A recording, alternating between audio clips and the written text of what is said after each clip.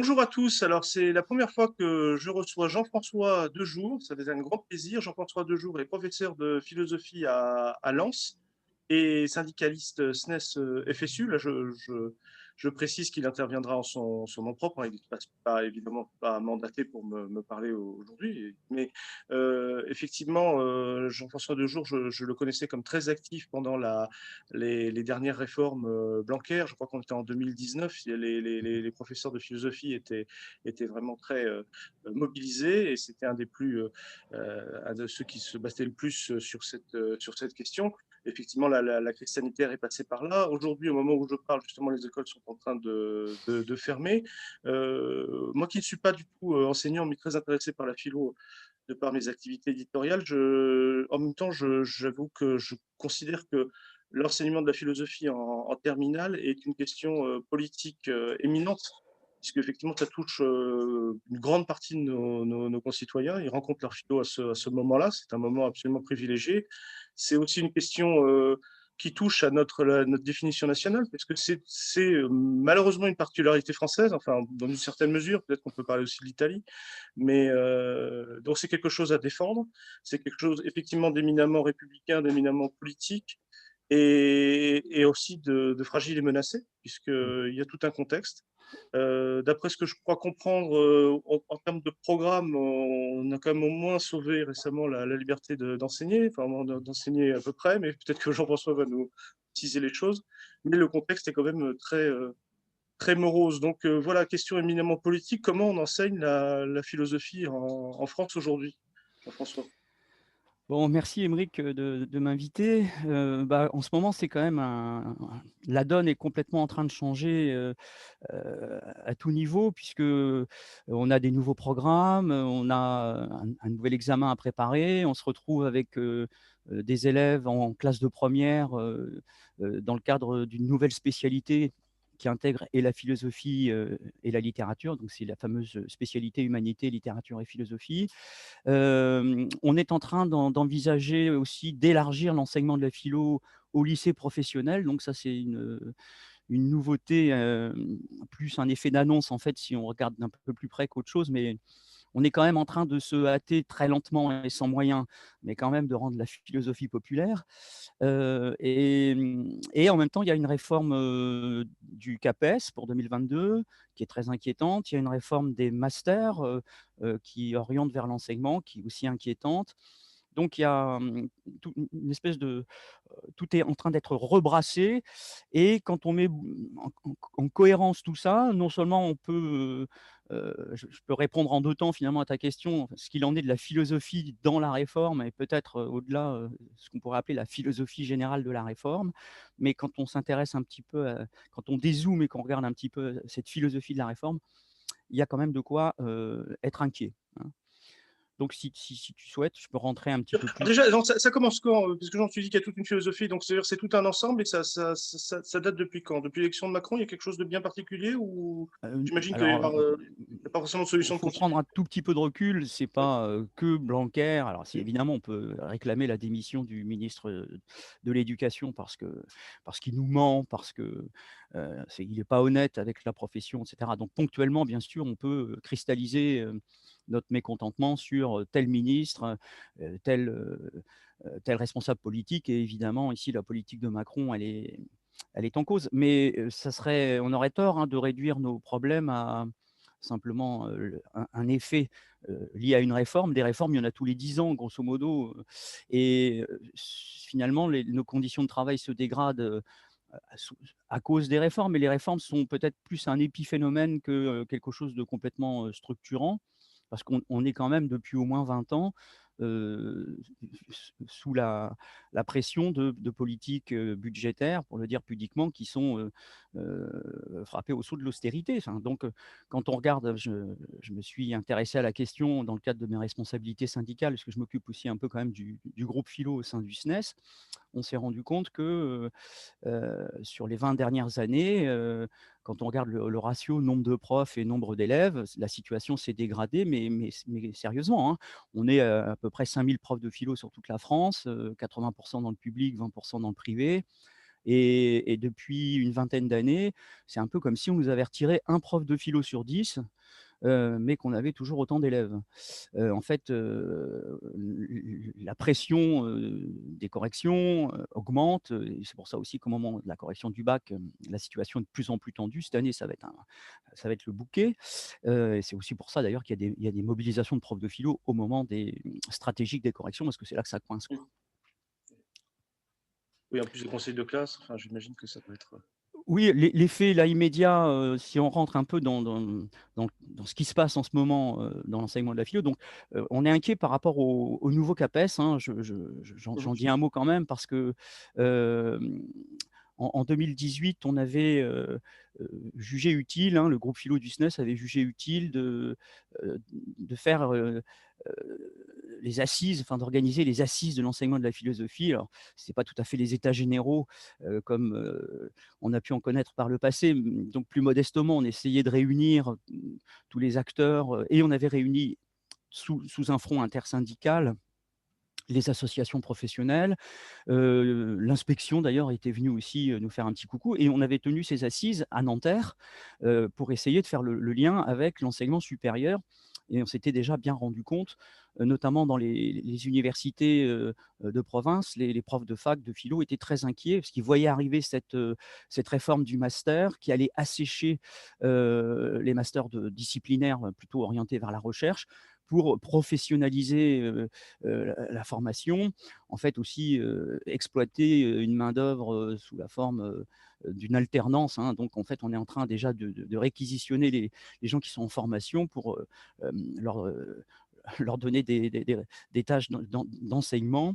Donc au moment de se former, ils sont en alternance, et donc ça permet d'économiser des postes. Et puis surtout, ce nouveau master, MEF, hein, métier de l'enseignement, de l'éducation et de la formation, fait concurrence directement au master disciplinaire, donc les profs de fac s'inquiétaient, une espèce de siphonnage. Et puis il y a le CAPES 2022, avec un deuxième oral qui nous inquiète beaucoup puisque c'est quasiment un entretien d'embauche, où on est censé faire part de ses motivations, alors certes républicaines, hein, ça c'est l'effet, Samuel Paty, mais aussi, une certaine forme de docilité à se soumettre à, nos obligations de fonctionnaire, un fonctionnaire plus sujet que citoyen semble-t-il. Et cet entretien, c'est un oral de CAPES, mais on a envie de parler d'entretien d'embauche, pourrait être, encadré par des gens qui travaillent dans les ressources humaines et qui ne sont pas du tout profs de philo. Donc voilà, il y a par le haut, il y a un effet, qui est un peu inquiétant. Alors après, si on regarde un peu ce qui se passe dans les lycées, rapidement, donc il y a une sorte de fausse démocratisation en ce moment qui est en train de se jouer dans l'enseignement de la philo. La philo est enseignée dans le tronc, dans la voie générale, ça on le sait, mais elle est enseignée dans la voie, technologique, on va dire grosso modo après 68, l'enseignement de la philo dans la voie technologique se développe. Et donc on est sur la bonne voie, même si dès le début, c'est un enseignement problématique qui est en crise. À peine, mis en place qu'on est déjà en train de se dire: «Ça va pas». Il y a un rapport célèbre en 89 qui est le rapport Bouvresse-Derrida. Alors on est en 1989 et qui dit: «Ça fait 20 ans qu'on a un problème avec l'enseignement de la philo dans la voie technologique». Donc en 89, on estime que ça fait déjà 20 ans, c'est-à-dire depuis le début que ça dysfonctionne. Et l'une des réformes du lycée, donc au début des années 90, presque au milieu des années 90, avait enfin acté, un des éléments du rapport Bouvresse-Derrida qui était de, dédoubler l'enseignement, de permettre aux élèves de la voie technologique d'avoir, des cours de philo en demi-groupe. Ce qui nous avait donné une véritable bouffée d'oxygène, puisque la philo dans la voie technologique, ça a pu être 3 heures à une époque, maintenant c'est 2 heures. Donc un certifié doit 18 heures, pour son service. 18 heures divisé par 2, ça peut faire 9 classes à 30 élèves, enfin ça fait des effectifs, et certains collègues, aujourd'hui sont dans cette situation-là. Donc ils ont le nez sur le guidon, et quelquefois ils n'ont qu'une seule idée, c'est passer en temps partiel, et tant pis si, c'est des travailleurs pauvres. Il y a des profs qui sont des travailleurs pauvres, parce qu'ils sont obligés de choisir un enseignement à temps partiel, ou bien ils cherchent tout simplement la sortie et ils se disent, «Qu'est-ce qu'on pourrait bien faire?» Un métier un peu plus épanouissant. Donc c'est une situation dramatique pour des profs, en début de carrière, ou des profs dont l'essentiel de la carrière se passe dans les lycées professionnels. Alors les 2 réformes récentes, tu me coupes la parole, hein, si je suis trop bavard. Non, non, mais au contraire, il faut d'abord brosser un cadre, en fait, hein. Bon, les 2 réformes, récentes, alors il y a celle de 2010, il y en a une en 2000, une en 2010 et une en 2020 pour simplifier donc celle d'Allègre, hein, la première, celle de Châtel et puis celle de Blanquer. Donc celle de 2010 a porté un coup fatal à ces dédoublements en philo puisqu'on les a rendus facultatifs. Il n'y avait plus un cadre contraignant et donc on a vu une première dégradation. Ah, c'est Allègre, hein, ça. C'est Alors, Allègre, d'accord. Allègre, non, Non, c'est Châtel, c'est alors. Châtel, la réforme D'accord. Châtel, donc en 2010-2012, 1er effet, qui se coule là, si je puis dire, boum, on retire, l'aspect contraignant de ces dédoublements et finalement c'est géré en local, dans le cadre d'une autonomie où on gère la pénurie finalement et donc très vite les profs de philo, nous font remarquer que enfin moi, j'étais évidemment, concerné aussi au premier chef, on constate que, un une fois sur 2 au moins, on perd le bénéfice de ces dédoublements et la réforme, Blanquer, celle de la toute dernière, va aggraver, considérablement cette situation. Donc il y a une espèce de dépérissement. Bref, le front de la démocratisation, voilà comment on peut le dire. Le front de la démocratisation qui est quand même un des fondamentaux, du SNES FSU. Mmh. On est c'est vraiment l'une de un de nos chevaux de bataille. Il a reculé et on voit que, ce qu'on avait réussi à obtenir, dans les années 90 suite à ce fameux rapport Bouvresse-Derrida, hein, je te rappelle qu'il disait, «Ça fait 20 ans que l'enseignement de la philo Mmh. est en crise dans la voie technologique» et qui préconisait des dédoublements. On les obtient enfin, au milieu des années 90 et ben, on est en train de revenir, heu, plus de 20 ans en arrière, mais plus de 20 ans en arrière par rapport, au milieu des années 90. Donc on revient presque 45 ans en arrière, ce qui est, tout sauf, un progrès en termes de démocratisation. Le front de la démocratisation a reculé D'accord. et Blanquer, qui continue un peu à brouiller les pistes, est en train alors on en parle quand même modestement, mais ça va certainement, heu, sortir un petit peu plus dans les médias à la rentrée de septembre 2021. Il a exaucer, pourrait-on dire, un vœu assez ancien que l'inspection de philosophie porte, mais que bien sûr un syndicat comme le mien porte, qui était d'élargir l'enseignement de la philosophie au lycée professionnel. Mmh. Puisque quand même, si la philosophie, a un tout petit rôle, dans le développement de l'esprit critique, de la citoyenneté, enfin autant de sujets qui sont, très à la mode, mais aussi pour de bonnes raisons, qui sont structurants quand même de nos démocraties. Heu et bien, Blanquer va mettre ça en place à la rentrée. Jusque-là, on avait connu des expérimentations, dont des expérimentations plutôt, fructueuses et célèbres, mais ça fait 20 ans, hein, qu'on enseigne, qu'on fait des expérimentations, même un petit peu plus. Mmh. On fait des expérimentations pour enseigner la philo en lycée pro. Bon, bah, à la rentrée, on pourra dire que, on généralise les choses et que on n'est plus au stade expérimental puisque dans toutes les académies, heu, les profs volontaires, certes, et les lycées professionnels volontaires, certes, pourront créer ce qu'on va appeler des ateliers philo. Mais il n'y a pas de moyens supplémentaires, il n'y a pas de programme et il n'y a pas d'évaluation au bac. Enfin, on arrive un petit peu, à poil, si j'ose dire, pour enseigner tout ça. Pour te donner une idée, dans mon académie, on doit être, plus de 300 profs de philo, peut-être 350, dans l'académie de Lille, j'ai plus les chiffres, en tête et on est pour l'instant, j'en fais partie, on était 15 volontaires, donc moins de 5 des profs pour aller, animer ces ateliers philo à la demande des lycées professionnels. Ça fait moins de 5 mais et pour cause, on nous annonce qu'on va faire ça en plus de notre service et finalement en siphonnant des moyens qui sont déjà, très restreints dans l'enseignement professionnel. Donc c'est Mais j'ai l'impression qu'il y a oui, plusieurs fronts. Il y a un premier qui est quand même la destruction des services publics, c'est la question quand même des moyens, le fait que vous ayez de plus en plus d'élèves par classe, ça c'est une première oui. menace. Après, il y a aussi une menace sur là, il y a le front, comme tu disais, le front de la démocratisation, c'est Ouais. le nombre d'élèves à qui on peut enseigner et bien sûr, on souhaite qu'ils soient le plus nombreux possible. Et après, il y a le problème aussi c'est que c'est plus difficile à expliquer, mais ça, j'ai l'impression que ça se ressort de tout ce que tu dis. Il y a une dévalorisation même, enfin, un changement même de but dans l'enseignement, dans la manière même de concevoir la philosophie et j'ai l'impression qu'elle est prise en otage par soit les sciences humaines, soit même les ressources humaines, hein, pour prendre une métaphore encore plus, j'allais dire celle liée au monde de l'entreprise, et quand même mélange des genres justement entre entre, comme tu dis, entre la philo pure et le monde de l'entreprise. Et je me demande aussi s'il n'y a pas, s'il n'est pas critiquable aussi le fait de lier aussi la philosophie un peu trop à la littérature, parce que c'est quand même une discipline qui évolue en fonction, enfin, dans l'histoire de la philosophie, ça évolue aussi en fonction de l'histoire des sciences. Oui. Et pourquoi absolument littérariser la philosophie, si je peux me permettre ce terme, alors que nous avons tant de problèmes de résultats assez catastrophiques en maths actuellement, comme ça a été démontré.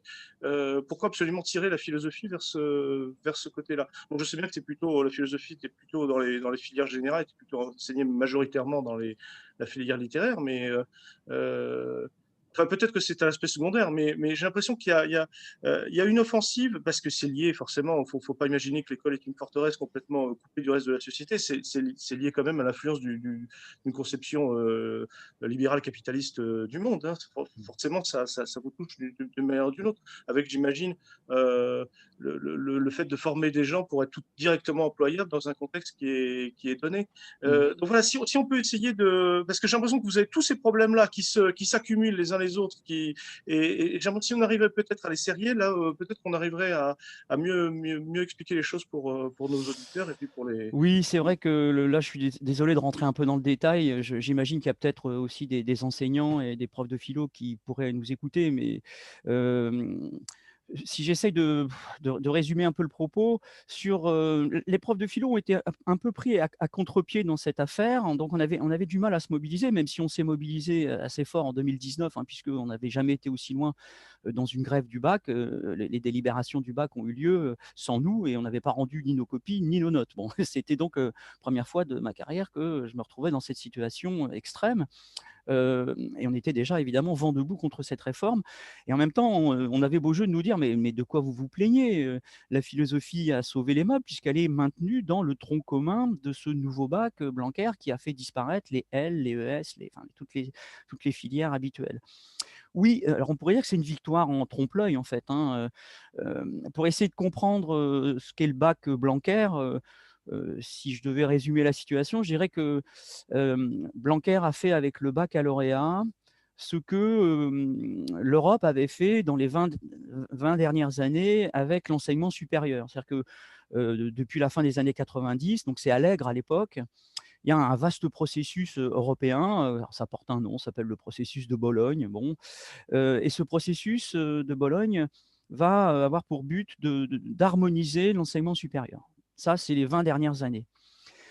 Pour se mettre en concurrence à l'échelle internationale avec un marché de l'éducation qui n'est pas propre à la France, pas propre à l'Europe, mais qui est vraiment international. Donc il y a un marché de l'éducation sur lequel l'enseignement supérieur européen était, semble-t-il, un peu en retard. Et on va comprendre d'ailleurs que la réforme du lycée est finalement un rejeton de ce vaste processus européen. Donc, voilà, les 20 dernières années, on harmonise Hmm. les systèmes. Donc, c'est le fameux LMD, licence, master, doctorat, avec des crédits de points qui permet aux étudiants de voyager, de commencer un cycle en France et de le finir à l'étranger en Europe. Enfin, donc voilà. Et puis, on se rendait compte que les universités les plus compétitives avaient besoin quand même encore de libéraliser les frais d'inscription. C'est en train de se faire, et surtout de pouvoir choisir leurs étudiants pour être concurrentiels avec les grandes universités qui se partagent le marché international, qui, elles, n'ont aucun état d'âme à sélectionner leur public. C'est Parcoursup, enfin. Donc, on comprend comment la réforme du supérieur s'est déclinée en une réforme du secondaire, puisque la clé de voûte de la réforme actuelle du lycée, c'est Parcoursup. C'est uniquement ça, hein. C'est une réforme descendante qui va du supérieur vers le secondaire. Et d'ailleurs, au ministère, on s'en cache pas, on le dit très clairement que d'ailleurs le calendrier des réformes, ça a été on réforme, c'est une réforme de l'orientation, hein, donc ça s'appelle Parcoursup. La grande nouveauté, c'est que maintenant les universités peuvent faire comme leur marché et choisir leurs étudiants. Alors bien sûr, les petites universités, elles continuent à prendre le tout venant puisque elles essayent de survivre. Donc c'est pas sélectif pour les petites universités. Dans mon coin à Arras, enfin l'université de Lens, Arras, Évidemment qu'elle, elle est très généreuse dans sa capacité d'accueil, mais les grandes universités, plutôt, on peut penser à la Sorbonne, enfin, elles vont pouvoir jouer de cette, capacité qu'offre Parcoursup de sélectionner leur public et du coup, de renforcer leur compétitivité, sur la scène internationale.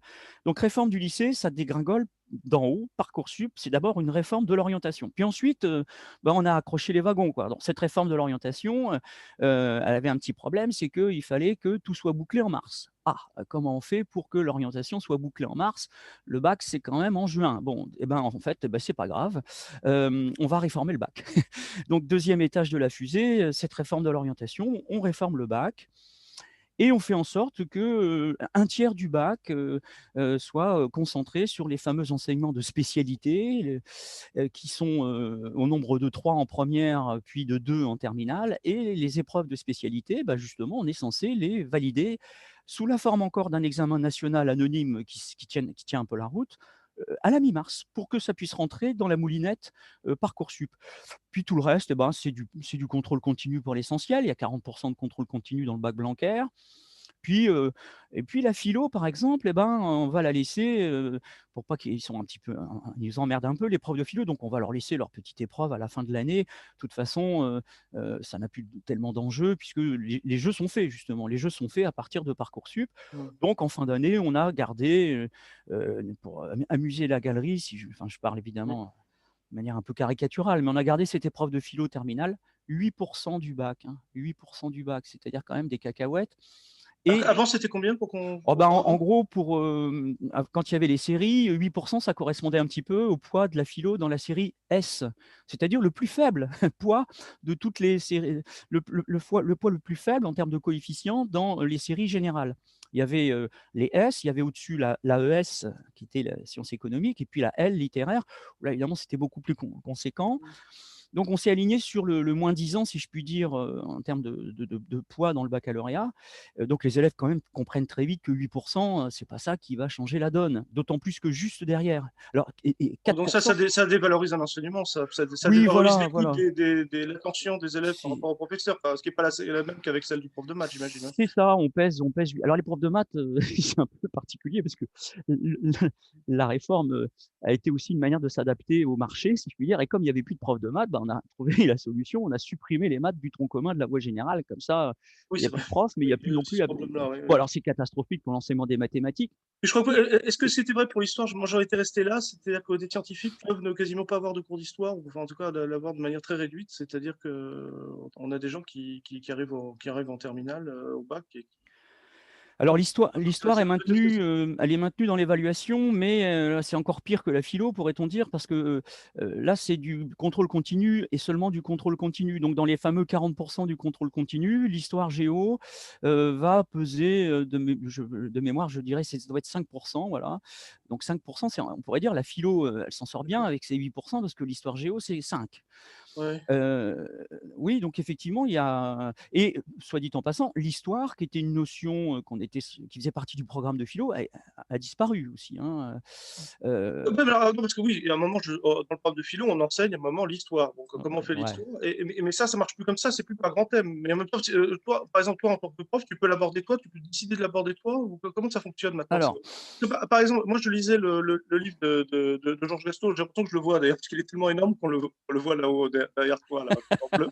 Et justement, comme il a fait un traité de philo, il disait bien, il montre bien, bon, maintenant, il montre bien comment dire, les pressions qui pesaient sur les profs de philo et à un moment quand on pouvait plus aborder par exemple, la question du travail, ouais, mais alors maintenant on peut, d'après ce que j'ai compris, donc ouais, ouais. c'est revenu, mais à un moment justement si on peut pas aborder la question du travail, évidemment pour parler par exemple, je sais pas, de Rousseau ou Marx, ça devient compliqué.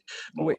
Ah bah, alors la réponse de l'inspection était assez, cocasse, c'était de nous dire, à un moment donné, le programme c'était, la métaphysique mmh, et Dieu dans tout ça, comme disait Chancel, mmh, et l'inspection, nous disait sans avec un peu de malice et c'est pas forcément faux, qu'on Mmh. pouvait très bien, avec un programme qui se recentrerait sur une notion comme celle-là, l'idée de Dieu, pas Dieu, pardon, Mmh. l'idée de Dieu, faire un cours strictement avec Marx, Nietzsche et Freud. Bon, c'est vrai, Mmh. mais c'est pas tout à fait la même donne si on axe un programme sur la religion et Dieu ou si on axe un programme sur le travail, les échanges, l'inconscient, etc. C'est pas tout à fait la même approche. Alors, dans cette espèce de micmac général, il y a aussi quelque chose d'intéressant qui s'est passé sur les programmes. Si tu veux, je peux t'en parler un peu. Mmh. Simplement, tout à l'heure, j'étais en train de t'expliquer la réforme Oui, oui. descendante, avec l'effet, Oui, oui, Blanquer ayant décliné au niveau du lycée ce qui s'était passé pendant les 20 années précédentes, les Processus 20 de années Bologne, oui. précédentes, le processus de Bologne. Mmh. Et en fait, la réforme du lycée, qui est venue en dernier, le dernier épisode, après la réforme de l'orientation, c'était la réforme du bac, et après la réforme du bac, on a fait la réforme du lycée.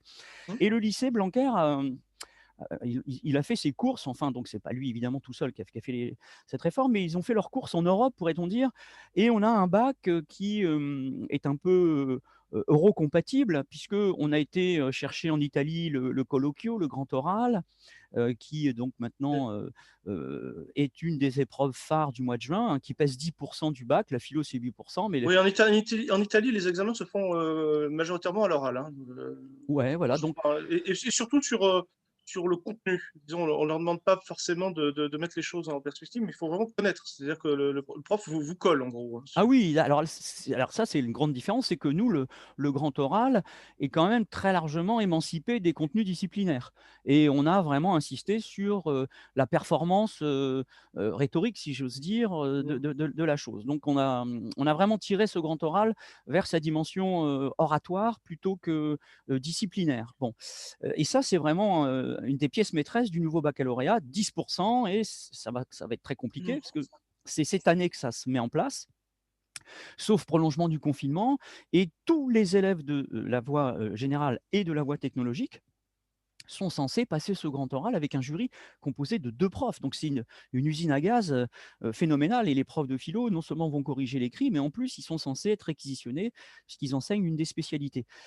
Mais donc on a pris un petit peu à l'Italie, on a pris un peu de contrôle continu à l'Allemagne, on a pris le bac à la carte à l'anglaise, et puis il y a l'espèce de touche française qui est la philo, qui a été préservée dans ce dispositif. Donc on a un peu l'impression que on s'est rapproché d'un standard européen, en prenant un peu aux Allemands, un peu aux Anglais, un peu à l'Italie, puis en conservant quand même une French touch, comme dirait Georges. Oui. Comme il ne le dirait pas, justement. Non, comme il ne le dirait pas. Donc, on ne peut pas s'empêcher de dire, tiens, c'est une sorte de déclinaison peut-être, hein, une sorte d'effet en cascade de ce Et fameux processus. excuse-moi, petit incident, est-ce qu'à contrario, est-ce qu'on a justement exporté la philosophie à la française dans une certaine mesure dans les autres pays européens ou pas du tout? Pas à ma connaissance. Non, oui, Pas à ma connaissance, on est quand même un village un peu gaulois, hein. Mmh. Alors maintenant, si on s'intéresse à tout ce qui s'est joué autour des horaires, mais surtout des programmes, alors là, chaque fois qu'on touche au programme en philo, c'est quand même tout un poème, hein, Mmh. et on a eu droit, en 2019 en particulier, à un bras de fer assez, intéressant Mmh. entre le comité d'experts qui était censé piloter cette réforme des programmes et le conseil supérieur des programmes qui faisait exactement le contraire. Donc on n'y comprenait plus rien, sauf quand on était un peu dans la mécanique. Avec des virages à 180 degrés, des coups de théâtre, donc un groupe d'experts qui travaillait à huis clos, donc on ne savait pas trop ce qui allait se passer. Accessoirement, dans ce groupe d'experts, il y avait quand même des universitaires, mais il y avait aussi le doyen de l'inspection générale de philosophie, et c'est eux qui nous avaient sorti un premier programme dans lequel bah, on avait oublié le travail et l'inconscient. Alors là, ça avait fait bondir la profession, et ils avaient corrigé Oui, ça le veut dire, titre. ça veut dire oublier Marx et Freud, hein, si on oublie les historiens. Oui, oui, c'est ça. Donc évidemment, là, ils ont tout de suite corrigé le tir. Alors ils nous disaient: «Oui, mais on a rajouté l'idée de Dieu et finalement, vous pouvez faire un cours sur l'idée de Oui, c'est au Dieu». même moment où ils retirent travail et la conscience, il rajoute l'idée de Dieu. Oui, Mais oui, c'est ça, voilà. Mais en nous expliquant que arrêtez de non, râler, quoi. Vous voulez parler de Freud? Eh ben, on vous a mis l'idée de Dieu. De quoi vous vous plaignez? Dieu, ça fait très, on dirait le brave évêque Berkeley. Hein, Marx et Freud pour rappeler Berkeley. Oui, Bon, en tout cas, ils ont tout de suite fait marche arrière. Là, ils se sont rendus compte quand même qu'ils non, avaient mais justement, franchi. est-ce que, parce que peut-être qu'ils se sont rendus compte d'un point de vue strictement macro-national, global, quoi, mais peut-être qu'il y a des gens qui ont poussé à ça. Je veux dire, il y a peut-être des lobbies, particulièrement, je sais pas, Cato Tradi, j'en sais rien. Est-ce que ça, Euh, pour Le mode ramener de ça, fonctionnement de ce comité d'experts était assez opaque. Je crois que c'est quand même venu aussi de marottes d'universitaires, hein. D'ailleurs, au fond, philosophiquement, ça pouvait se tenir. Enfin, on peut toujours justifier un programme qui serait centré sur l'idée de Dieu et prétendre que ça peut être un programme émancipateur. Bon, pourquoi pas? Mais de toute façon, ce projet a très vite explosé en vol puisque le Conseil supérieur des programmes avait la main. Et ce n'était pas du tout le groupe d'experts qui décidait, c'était le Conseil supérieur des programmes. Accessoirement, la présidente de ce Conseil supérieur des programmes, Souada Yada, est prof de philo et a été inspectrice de philo et même a été doyenne de l'inspection générale de philo en guerre ouverte avec l'inspection générale actuelle. Donc il y avait une espèce de guerre des chefs entre le Conseil supérieur des programmes présidé par une ancienne doyenne de l'inspection générale de philo et le comité, enfin le groupe d'experts dans lequel travaillait l'inspection, le doyen actuel de l'inspection générale de philo. Et donc ça a donné lieu à une partie de ping-pong où on n'y comprenait plus rien parce qu'il y avait euh, alors, il y a un double débat, si je peux un tout petit peu préciser les choses, à propos du programme de philo, puisque on a quand même un historique de la question assez lourd. Il y a eu ce qu'on a appelé une guerre des programmes il y a une vingtaine d'années, qui a laissé des séquelles dans l'histoire de l'enseignement de la philo, qui a été d'ailleurs l'occasion de créer une seconde association professionnelle, puisqu'on a des associations professionnelles qui défendent l'enseignement de la philosophie, mais avec au moins deux grandes orientations, hein. Il y a une association historique qui existe depuis très longtemps, qui s'appelle la PEP, et puis, à la fin des années 90, après donc une décennie vraiment de réflexion sur ce que devrait être un programme de philosophie, non seulement dans sa... Il y a un débat à deux étages. Il y a le débat sur le fond, le contenu des notions qu'on enseigne. Évidemment, ce n'est pas neutre de remplacer le travail et l'inconscient par Dieu. Là, tout le monde comprend qu'il y a des enjeux, bien sûr. Mais il y a un autre enjeu peut-être plus subtil qui est relatif à la forme du programme, c'est-à-dire à son architecture, avec deux écoles qui se sont empoignées au début des années 2000 dans ce qu'on a appelé la guerre des programmes. Il y a une des écoles qui a gagné avec une espèce de compromis qui était le programme Fichand de 2003. Et on peut dire qu'aujourd'hui, le combat est toujours là et c'est toujours la même école qui a gagné, si je puis dire, avec le programme actuel qui, la partie a été gagnée par le Conseil supérieur des programmes. Et donc, en fait, les deux écoles sont les suivantes. Il y a une excuse-moi, école c'est qui quoi Fichon? Quelle est sa caractéristique? C'est Fichant ça qui a étant gagné en 2003. oui, c'est vrai, étant l'auteur des programmes qui ont été en place dans l'enseignement de la philosophie depuis le début des années 2000 jusqu'à la réforme Blanquer et qui avait survécu donc à la réforme Châtel de 2010. En fait, les profs de philo sont attachés, ils ont raison, à leur liberté doctrinale et philosophique et pédagogique. Bon, ça, c'est acté, personne ne remet ça en cause. Évidemment, le SNES défend ça bec et ongle. Mais on a aussi un autre souci qui est la démocratisation de l'enseignement de la philo. Et donc, il faut tenir les deux. Il faut bien sûr permettre aux enseignants de philo d'être vraiment les auteurs de leurs cours. Donc ça, c'est vraiment une spécificité française pour l'instant qui n'est pas remise en cause. On reste les auteurs de notre cours. Et donc, un cours de philo est philosophique. Il est philosophiquement pensé, construit. Le prof de philo, donc, est vraiment l'auteur de son cours. Bon, ça, évidemment, c'est le côté plaisant. On fait tous nos propres manuels de philo d'une certaine Ouais. manière, et arrivé en fin de carrière, on peut comprendre que certains collègues aient envie d'en faire profiter les autres en disant, bah voilà, moi je me suis fait mon propre corpus de texte et puis j'ai construit mon cours année après année et ça donne ça. Donc ça, c'est conservé. L'autre aspect, qui est pas des moindres, c'est le contrat entre nos élèves et l'enseignement qu'on leur propose, et notamment au moment de l'examen. Est-ce qu'on leur propose un examen qui est quand même un tout petit peu en phase avec ce qu'on leur a fait pendant l'année? Et le problème, c'est qu'actuellement, la réponse, c'est non. Et je crains fort que la réforme, la dernière réforme, aggrave encore cette espèce de hiatus, enfin cet abîme quelquefois, entre ce que les élèves ont pu préparer pendant l'année scolaire et ce qu'on va leur proposer au bac. Et du coup, ça décrédibilise l'enseignement. En fond, c'est les élèves qui arrivent en début d'année, le doublant du mois de septembre, qui dit oh, j'ai rien foutu, j'ai eu 12, ou oh, j'ai bossé, un tel, il a bossé comme un dingue et il a eu 5. C'est la grande loterie nationale. Donc, bon, Mmh. voilà, ça sert à rien de bosser la philo, puisque de Ça toute façon, dévalorise encore plus l'enseignement. oui, oui. Et là, pour régler ça, il y avait une solution, malheureusement, qu'on a, enfin, qui n'a pas vu le jour, que le SNES pouvait pas non plus endosser à part entière, puisque à l'intérieur même du SNES, les profs de philo qui sont syndiqués au SNES sont représentatifs des débats qui traversent la profession. Et donc, on peut pas dire que le SNES euh, on peut pas engager la responsabilité du SNES pour dire nous on défend plutôt ça que ça, puisque le débat a lieu entre nous, et je dois reconnaître humblement qu'on ne peut pas le trancher, en fait, hein. Mais dans ces 2 écoles, l'une des solutions aurait été, par le biais de l'architecture du programme, de conserver la liberté doctrinale et pédagogique, tout en déterminant un peu plus les programmes, ou en diminuant leur indétermination. Il y avait des techniques pour ça qui, tout en gardant un programme de notions auquel on est très attaché, donc des notions, c'est des champs de problèmes, hein, Mmh. donc la liberté, l'art, la vérité. Pour te donner une idée, le programme actuel, c'est une liste à la Prévert qui est Avant, il y alphabétique. avait quoi? À peu près une vingtaine de notions, disons que c'est ce qui permettait Bah, ça d'articuler et puis dépendait de ça les dépendait des mettre en Ça perspective. dépendait des séries, mais en gros, c'était un programme concentrique, le plus large étant pour les L, puis on réduisait le champ, Mmh. le périmètre, c'était les ES qui avaient un petit peu moins d'heures de philo, puis on Mmh. réduisait encore et c'était les S, puis on réduisait encore et c'était la voie technologique. On a conservé quand même, grosso modo, ce principe-là, mais le compromis des programmes fichants dont je parlais tout à l'heure, les programmes qu'on a eu en sortie de crise, dans cette guerre des programmes du début des années 2000, Mmh. essayer d'articuler et des notions. Les notions, c'est la liberté, l'art, la vérité, et des champs de réflexion, le politique, la morale, l'anthropologie, l'épistémologie.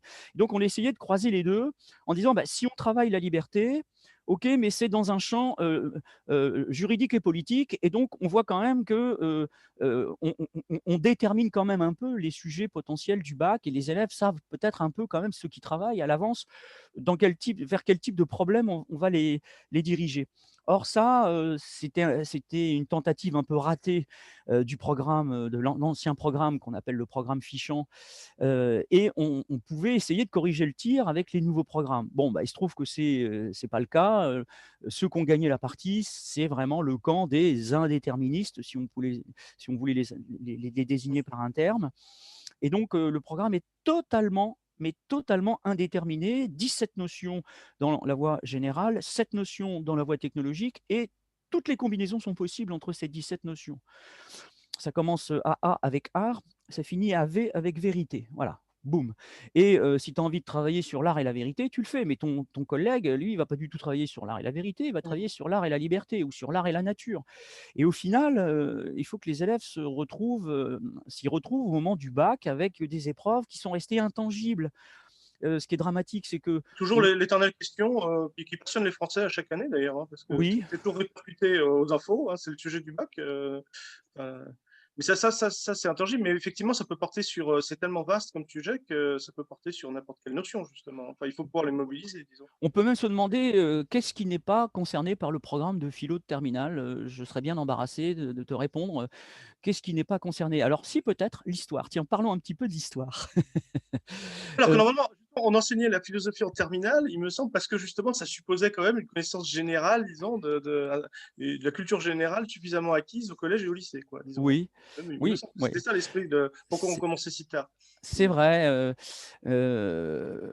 alors le petit bénéfice qu'on va tirer de cette réforme, c'est que maintenant on peut enseigner dans une spécialité dès la première. Mais il ne faut pas se leurrer, hein, le volume des élèves de l'ancienne série littéraire, c'était à peu près, un bon 15 des élèves de la voie générale. Donc, la spécialité qui est venue en substitution de la disparition de la L, cette fameuse spécialité qu'on partage avec les collègues de lettres HLP, la Humanité, Littérature et Philo, elle concerne 20% à peu près des élèves de première. Donc, vous voyez, vous y avez gagné. Les élèves en L, c'était à peu près 15% de la voie générale. Et donc, évidemment, la L était en perte de vitesse parce que les élèves allaient massivement dans les filières scientifiques. Bon, d'ailleurs, on n'a pas tout à fait inversé la courbe, puisque les gens qui veulent faire des études d'ingénieur ou qui veulent faire médecine, ils choisissent des spécialités scientifiques, justement. Mmh. Mais on est passé à 20%, donc vous y avez gagné, tout va bien. Oui, sauf que, en fait, en terminale, il n'y a plus que la moitié de ces 20%, voire même plutôt 9% des élèves qui maintiennent leur choix dans cette spécialité. Donc, le volume d'élèves qui étaient concernés par l'enseignement de la philo en L, hein, il y avait quand même 8 heures de philo. Alors, c'est vrai que c'était peut-être indigeste pour certains. Mmh. Maintenant, on est passé à 4 heures pour la voie générale. Et puis, l'enseignement d'HLP ne concerne plus que 9% des élèves. Alors, dans ce programme-là, on revient sur les questions qui sont relatives à l'histoire. Donc, on pourrait dire, bah, voilà, très bien, on a allégé un peu le programme, bien qu'il y ait quand même 17 notions dans la voie générale. Ils ont 4 heures. Bon, ça, c'est un bon format. Avoir 4 heures de philo par classe, c'est un bon format. Là, pour le coup, il faut dire que ça, c'est pas trop mal. Mais en humanité, littérature et philo, le programme est divisé en 2 semestres. Donc, dans le premier semestre, on va réfléchir plutôt sur la subjectivité, le moi, les métamorphoses du moi, enfin, des choses comme ça. Et dans le deuxième semestre, on réfléchit sur l'humanité en question et notamment histoire et violence. Histoire et violence, c'est un morceau intéressant. Alors, on va se dire, ah, les marxistes, là, quand Engels, même. Ah, alors, c'est. Bon, je ne sais pas si je peux brandir ici l'anti-Düring. un manuel de philo, Vas-y, vas-y. mais j'en ai un dans les mains. Je vais cacher l'éditeur. Voilà. Donc, les Non, éditeurs non, ont. il y a pas de problème, hein, Il n'y a pas de problème. Bon, ben alors, vas-y. voilà. Donc, les éditeurs se sont précipités pour faire des manuels de philo, humanité, littérature et philosophie, puisque c'est la première année cette année qu'on l'enseigne en terminale. Et Nathan était bien sûr dans les clous. Alors, si on regarde le programme Histoire et violence, tu te dis, bon, bah, quand même, si on a un tout petit peu d'honnêteté intellectuelle, faut au moins un tout petit peu évoquer les travaux de Marx, à minima, quoi. Bon, Mmh, je te parle même pas d'Engels, je te parle évidemment pas de Lénine, il faut pas déconner. Bon. mmh. Eh Mais bien, je ne te surprendrai pas en te disant que les textes d'Engels sont complètement absents de ce manuel. Il y a un texte de Marx, un, et qui est même pas concerné par le programme Violence et Histoire, qui est un texte des manuscrits de 44 sur l'animal politique, enfin le fait que l'individu n'existe pas tout seul et qu'il a besoin de la société pour s'individualiser. C'est bien, c'est des textes mmh. intéressants. Mais finalement, si tu veux parler de matérialisme historique, il faut que tu te fabriques toi-même ton corpus, parce que c'est pas du tout dans. Ah, Euh, justement, j'ai une question, pardon, et on reviendra après, mais j'ai une question spécifique sur Engels, parce que ce que j'ai compris, c'est que Marx a pu rentrer, y compris à la grecque, après peut-être 100 ans de polémique, mais le problème, c'est que vous ne pouvez pas utiliser les textes de Engels qui sont les plus pédagogiques, ouais. parce que justement, dans la répartition des tâches entre eux, c'était quand même Engels qui coltinait non seulement les textes de philo, et puis peut-être plus sa direction de vulgarisation, du grand. Oui, alors là, il est à nouveau, il fait partie de la liste des auteurs Engels. Ça, c'est une victoire. Depuis Évidemment, quand? C'est récent, ça, alors? oui, oui, c'est intéressant. Mais c'est pas parce qu'il fait partie de la liste des auteurs qu'il est dans les manuels scolaires, hein. Tu vois, tu as D'accord, ouais. un deuxième tir de barrage. Mmh. Et les manuels scolaires, bon, tu me diras, c'est de notre faute, on n'a qu'à en faire des manuels scolaires. C'est un boulot de titan, hein. Mmh. Mais peut-être un jour, voilà, que Bah, il y a le les traité de Marx. Georges, mais je doute encore que Blocher l'adopte, ça, pour l'instant. C'est un boulot de Je dingue. On pense en pas que avait ce un soit à peu. l'étude. Mais Bon, bon. c'est énorme comme travail. Puis une fois que tu as fait le travail, tu es même pas sûr de trouver un éditeur. Enfin bon, peut-être que toi, tu pourrais te lancer dans l'édition des manuels scolaires. Oui, oui, mais c'est pareil parce que je verrais bien sûr d'autres barrages qui arriveraient, évidemment. Oui, c'est ça, il y a des tirs de barrage. Et Mmh. donc, il faut quand même reconnaître que. Et il y a un deuxième ouvrage qui avait été proposé pour HLP, Humanité, Littérature et Philo pour la terminale. Donc, évidemment, quand on aborde un sujet aussi central que la violence et l'histoire, on regarde quand même quels sont les auteurs mobilisés. Bon, donc, si tu cherches un texte. Alors, un texte de Lénine sur l'impérialisme, c'est évidemment hors de question. Et Engels, on n'en parle pas. Bon, or, on est quand même censé parler des guerres de religion, tu vois? Donc, comment on peut parler des guerres de religion sans même faire l'hypothèse, sans même examiner avec nos élèves l'hypothèse marxiste que derrière les guerres de religion du XVIe siècle, par exemple, se joue autre chose que des conflits religieux et Oui. théologiques. Eh ben non, c'est pas possible. Et donc, le risque, c'est un peu de rester devant cette espèce d'effet de sidération de la violence telle qu'elle éclate avec la Shoah, évidemment, et puis de se dire, on est confronté à l'indicible, à l'ineffable, alors il ne reste plus que l'art pour exprimer cette subjectivité, puisque c'est de l'impensable, donc c'est de l'indicible. Bah non, On peut pas expliquer la violence par autre chose que la violence. Ouais, oui, c'est ça. Donc, enfin, notre rôle, c'est quand même d'essayer de penser l'impensable, enfin, d'essayer de saisir un sens du non-sens et une rationalité de ce qui semble irrationnel. le sommeil de la raison enfante les monstres. Ça devrait quand même Voilà, bah, être tout ce qui exactement. nous Donc, anime, quoi, oui. Oui. là, on est un petit peu, on reste vraiment sur notre faim. Bon, et donc on est obligé complètement de se reconstituer un corpus de textes. Voilà, donc tu vois, tous ces filtres sont quand même des obstacles.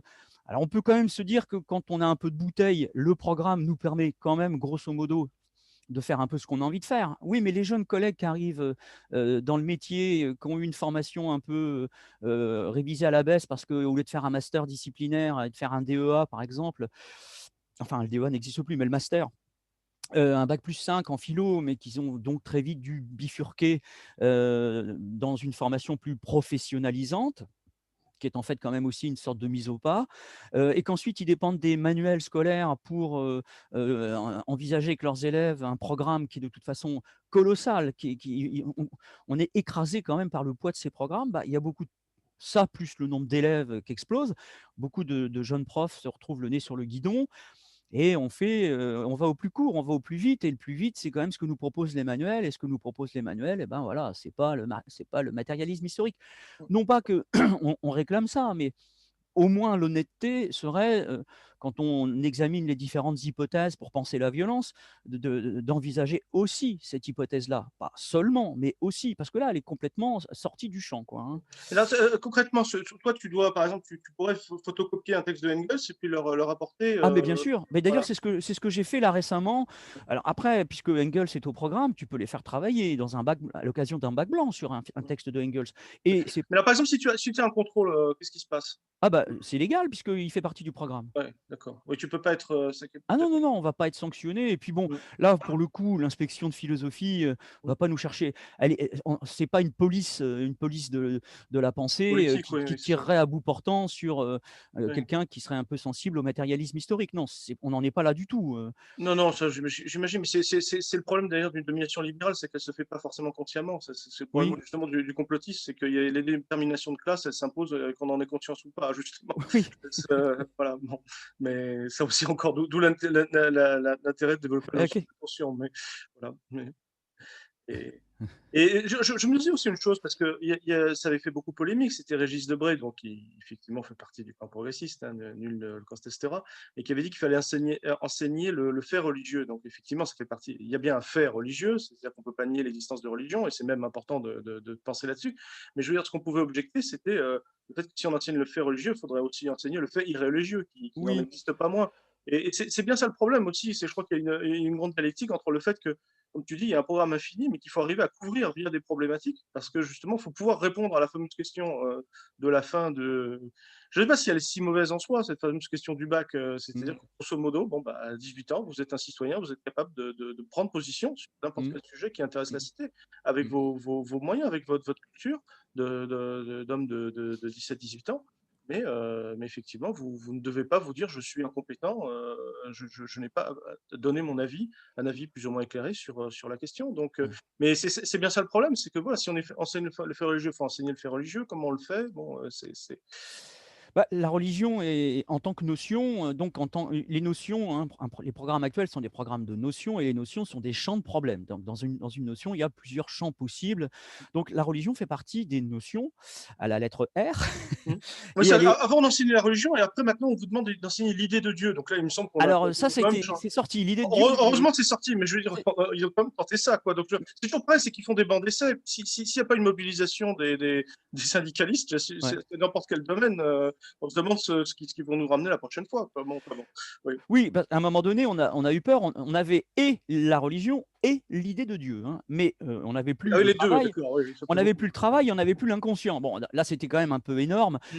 et ils ont tout de suite fait marche arrière. Mais la religion, donc l'idée de Dieu existe, mais la religion est dans les programmes tant de la voie technologique que de la voie générale. Mmh. Libre à chacun ensuite d'aborder, d'articuler cette notion dans la relation que la religion peut avoir avec la morale ou avec la vérité ou avec la raison. C'est un sacré débat, enfin, évidemment, mais comme toutes les notions du programme, elles sont tellement polysémiques ou en tout cas, elles renvoient tellement à une pluralité de problèmes que, on sait d'office qu'un programme de philo est impossible à traiter, hein. Et avec la crise sanitaire, c'est encore pire. Ah oui, ça j'imagine. Ouais, c'est clair. Oui. Beh, alors peut-être, là on ça se chemine vers la fin d'un entretien d'une heure, mais alors ce que j'aimerais bien, c'est que tu me parles aussi peut-être de ton ressenti, de ton vécu, comme on dit un peu vulgairement, sur, que tu enseignais d'abord dans un lycée militaire, je crois que tu m'avais dit, et puis après tu as enseigné dans le bassin minier à Lens Ouais. depuis la fin des années 80. Donc, comment tu as vu un peu cette région, évoluer. Et puis là, tu parles de matérialisme historique. Je sais que c'est une région qui a apporté beaucoup de grands dirigeants politiques à la cause du matérialisme historique et dialectique. Donc, Ouais. c'est pas neutre. C'est même. J'imagine qu'il doit y avoir des aspects aussi exaltants. Et voilà, on peut Oui, peut-être mais terminer là-dessus, disons. Mais oui, on peut terminer là-dessus. En fait, on peut arriver dans le bassin minier par hasard, mais on n'y reste pas par hasard, parce que beaucoup, mmh. ayant fait un passage éclair et se sont sauvés en courant, bah, moi, j'y suis resté. Mais Et tu n'es pas du tout originaire de la ah non, région? moi, je suis normand, hein, d'origine, mais la Haute-Normandie, je suis un cénomarin. Mais en fait, bon, toute ma famille, ma femme, mes enfants, on est devenus des ch'tis purs et durs. Mhm. D'adoption. Moi, je suis un ch'ti d'adoption, mais non, le bassin minier, enfin, c'est comme le bienvenue chez les ch'tis, quoi. Quand on arrive, on pleure, mais quand Mhm. quand on quitte la région, on D'accord. pleure une deuxième fois. Donc bah, moi, j'ai pleuré qu'une seule fois et comme, en fait, je suis venu très, très jeune dans le Nord, en fait, j'ai jamais eu l'occasion vraiment de pleurer. Mhm. Donc si tu veux, moi, j'ai un peu connu, toutes les formes possibles de l'enseignement de la philo, puisque j'ai commencé à enseigner la philo avec un uniforme de militaire, à l'époque où le service militaire existait encore et où le, le- le ministère des Armées avait besoin de réquisitionner des profs de philo pour former les sous-officiers à quoi qu'ils dansent un cire pour devenir officier. Donc, comme j'avais fait un DEA à la Sorbonne, et que j'avais demandé donc une extension une rallonge de enfin, pour pouvoir profiter de mes études avant de faire mon devoir de citoyen et de faire mon service militaire, il m'avait donc proposé d'être prof à Strasbourg. Donc, expérience assez curieuse où on fait cours en uniforme avec un cours qui commence par un garde à vous, enfin, en fait, un fixe puisqu'on est officier et qui se Mhm. termine par un fixe avec très peu d'élèves et des gens évidemment qui on alignait les tables au cordeau, mais au sens propre, hein, pas au sens figuré. Bon, avec un lieutenant-colonel qui était par ailleurs un amoureux des lettres et qui venait très volontiers suivre les cours de philo et discuter avec moi. Donc ça, c'était assez curieux de voir qu'à l'armée, il y a des intellectuels, il y a des gens de lettres et euh, c'était une expérience assez intéressante. Mais d'office, ça y est, correcteur au bac à Strasbourg, on voit que dès qu'on est prof de philo, on est tout de suite corvéable. Et on corrige le bac, dès le début de sa carrière et ensuite on n'arrête pas. Mhm. C'est tous les ans, plus de 100 copies, entre 100 et 150 copies. Donc au bout d'une quarantaine d'années, tu vois un peu le volume que ça fait. Puis après, je me suis retrouvé à enseigner dans le privé en fait, hein, par le hasard de ma carrière a fait que j'ai vu de près à quoi ressemblait l'enseignement privé lillois. Les expériences, oui. Ah oui. Ouais, donc l'enseignement privé dans des écoles bourgeoises, mais aussi il y a 2 écoles privées. Il y a vraiment un privé qui s'adresse à la grande bourgeoisie, puis il y a un enseignement privé. Moi, j'étais dans un lycée technologique, en fait, et donc là, c'était pas du tout la grande bourgeoisie. Il y avait un peu de bourgeois, mais il y avait aussi beaucoup de prolos qui étaient là, et qui venaient là parce qu'ils fuyaient l'enseignement public, qui honorait pas son contrat, quoi. Et puis bon, après, je me suis retrouvé évidemment, j'ai choisi le public, et puis très vite la ville de Lens où j'ai fréquenté les 2 principaux lycées lensois, dont celui où je me trouve actuellement, qui porte un nom qui nous rappelle, le lycée Condorcet, qui nous rappelle quand même le rôle de la philosophie dans la formation du citoyen. Mhm. C'est sûr, ouais. Ouais, voilà, donc Et cette démocratie. comment tu as vu, j'imagine que tu as dû voir évoluer la région, parce que malheureusement, c'est une région qui a tellement apporté à la richesse du pays et qui s'est tellement appauvrie ces dernières années. Est-ce que tu le ressentais, toi, Oui, on a de ton vraiment eu un tourisme? sentiment de notamment, on avait réussi à ouvrir, donc avec, mes collègues de philo, dont un certain Georges Gastaud, on avait réussi à ouvrir, une prépa scientifique, de proximité, ce qui était un vrai ascenseur social, où, Mmh. les élèves, qui bougent pas beaucoup dans le bassin minier, pour des raisons aussi financières, ils font leurs études, sur place, quoi. Donc, c'est Lens ou bien, Lens, ou vraiment dans un il y a un problème de mobilité sociale de nos élèves qui est pas de la frilosité, c'est aussi un problème de moyens, tout Ah oui, les moyens, oui. simplement, ça coûte cher, hein, d'aller faire des études, ailleurs, il faut se loger. Bon, donc avec cette, CPGE, cette prépa scientifique, dans mon lycée, à Lens, on était vraiment sur une pente ascendante de démocratisation de l'enseignement, et puis on voit comment petit à petit tout ça a fermé, et on a réduit nos ambitions à la baisse, hein, bon, voilà. Et alors, quand même, le problème avec le bac Blanquer, peut-être Mmh. on peut Bah, terminer ça fera la là-dessus. synthèse, j'allais dire, oui, Oui, ton jeu, voilà, ouais. c'est que, Oui. les élèves, on leur a vendu ça en disant, «Vous allez voir, c'est un lycée où vous allez le nouveau bac, vous allez pouvoir choisir votre profil, colorer vous-même votre profil en choisissant, en faisant votre marché et choisir les spécialités qui vous intéressent».